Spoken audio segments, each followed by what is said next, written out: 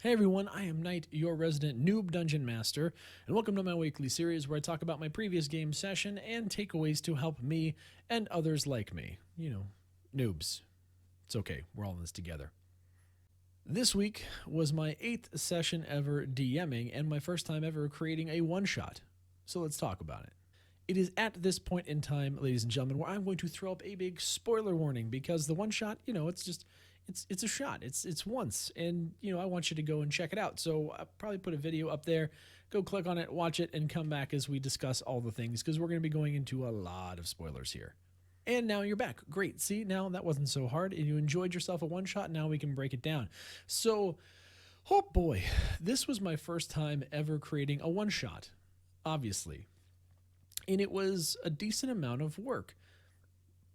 I went into it with a couple goals. One, I wanted to use the brand new source material, the Mythic Odyssey of Theros, and I wanted to have everything in this one shot be completely from that source material. One, because it's new. Two, because I love Greek mythology. I think it is so much fun. I grew up watching the Hercules and Xena and Clash of the Titans and Jason and the Argonauts and all of these things. I love everything about it. It's just a lot of fun. It's a cool timepiece to be able to capture things. So I said, hey, let's go for it. I also told my players that I wanted them to go outside of their comfort zone since I was going outside of my comfort zone. And I wanted them to use level 13 characters, so much higher level than I've ever messed with, and I think a decent level higher than maybe some of my players have played with, and really deck out somebody in a class that they haven't been a part of yet, obviously using source material from Theros, so that we could all be kind of in this together. I did that for a couple of reasons. First, I wanted everybody to be playing something new and just to be really fun.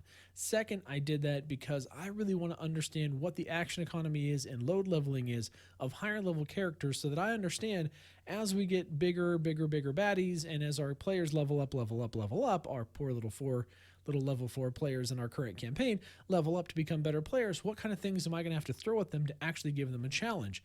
And how is that going to play out? And it was a good lesson. It was a very good lesson learned. The other thing was that this was kind of a chance for everybody to figure out what to do in the event that someone isn't able to join for a week. We had a 2-week period where one of our players, Cataract, was not able to be there due to family reasons. And so the first week we took the week off. It just felt right. There was a bunch of stuff going on in the world. And so we said, hey, we're just going to take this off, no sweat. The second week, however, I had originally talked about trying to dive into one of our main characters' backstory a bit and have us kind of all play different characters. And that was a really cool idea, but I just didn't have enough drive to, well, not enough drive, but I didn't have enough time to prep for that. Getting with my players, getting their backstory, hammering all that out, creating new characters, doing all that kind of fun stuff, and putting all that together. In effect, it was actually much easier for me to take this whole new source material and pull something out of it than it was for me to try and dive a little bit deeper into our existing world for a whole host of reasons. And then now I, as the DM, have to come up with a story.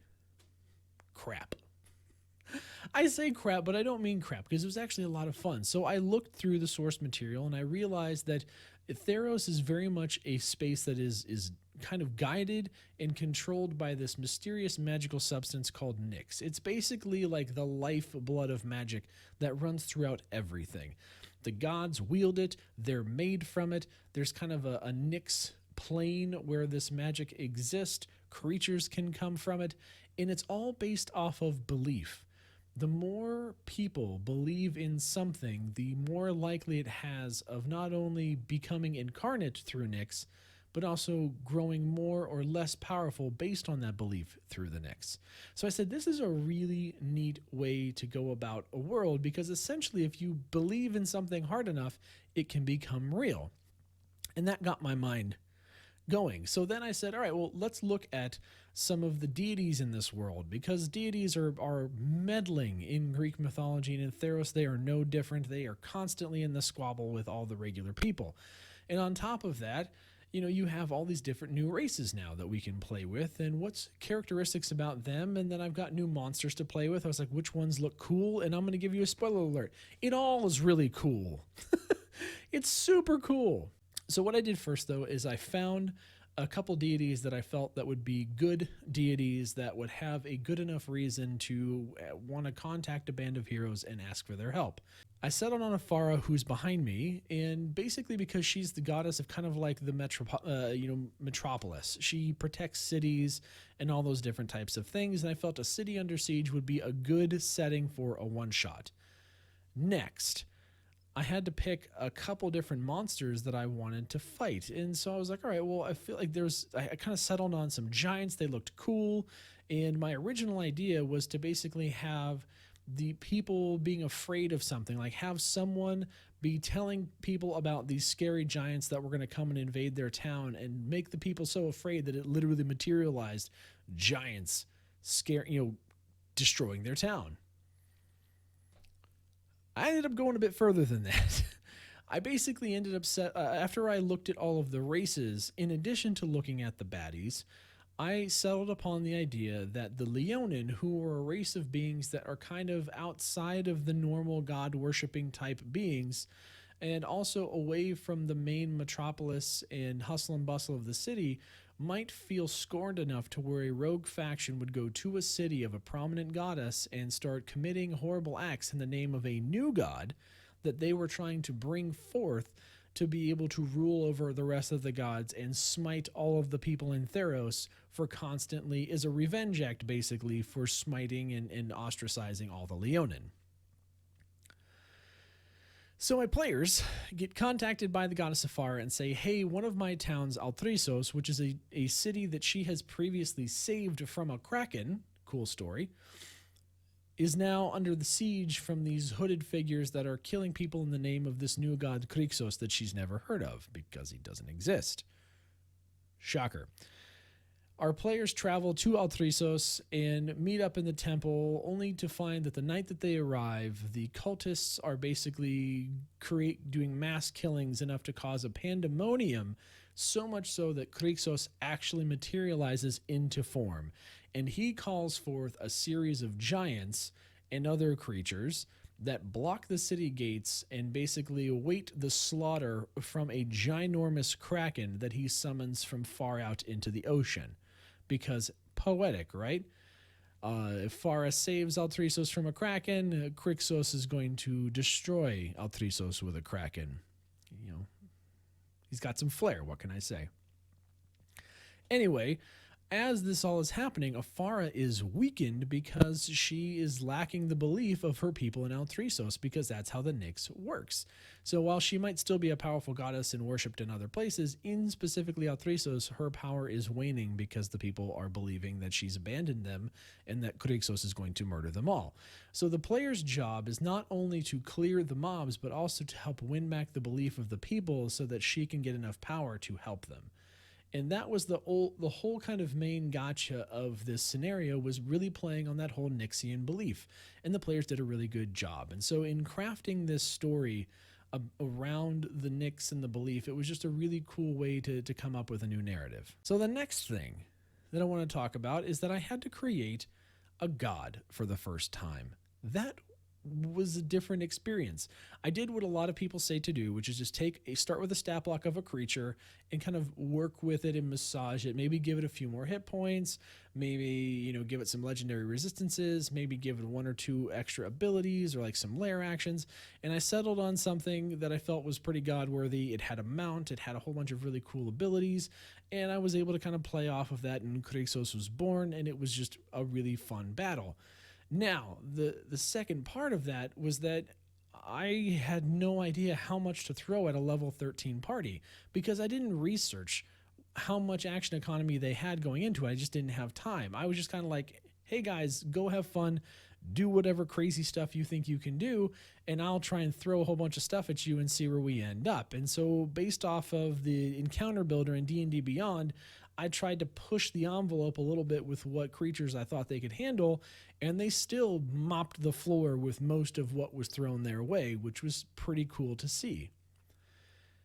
Then they got to fight the god, and to be very honest, some of the abilities from a DM perspective were such a learning experience. Like, one of my characters, Gage, chose to be a paladin, and oh my, what a pain in the ass that is from a DM perspective. That is just so frustrating to fight against when they're just like constantly in your ish and like AoE stuff and all this kind of stuff.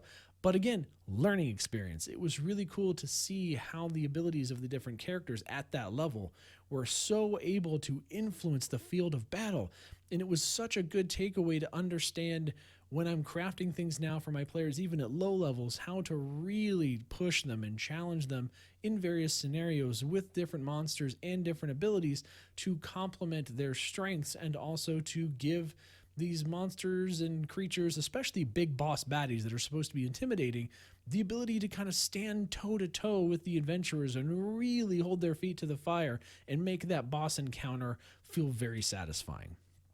The last thing I'm going to talk about is time management, because when you're creating this whole new one shot, I talked about, I had to kind of look at the baddies and look at the gods and kind of feel out the players and the storyline. And once I had that all done, I was like, I have to make sure that we keep going, because I'm used to campaign mode where we just RP everything and we really have no concept of time because there's always going to be a next week for us. We're just going to keep going and going and going. Well, with a one shot, I have to tell that entire story arc in the time that I'm used to telling a very small piece of the story, and that was very different. So keeping that pressure on the party, pacing myself, making sure that we're sticking to time, trying to make meaningful encounters, not just a ton of encounters, were all different things that I had to balance. And so how I did that was I created a script, basically, that I went through each scenario as I could, and that really helped me, at least in a prep term, with my mind really go from the one thing to the next thing to the next thing. And I was always prepared for that next piece of the puzzle, and really to help push my party forward into doing that next thing. And it worked out really well. The next thing that I didn't do for a one shot was I did not create a battle map. I was like, I don't have time for this. There's no way just for a one shot we're putting in all this type of work. We're just going to go straight theater of the mind. But I did, because I needed a frame of reference, come up with a map, a basic map of Altrisos, so that I could come up with descriptions and different areas of the city, like, a harbor and a market district and an art district and housing and upper class and temple, and where everything was in this place to help give me frame of reference, and started researching various descriptors and all those different types of things to make sure that I could really bring this world to life in, the one shot.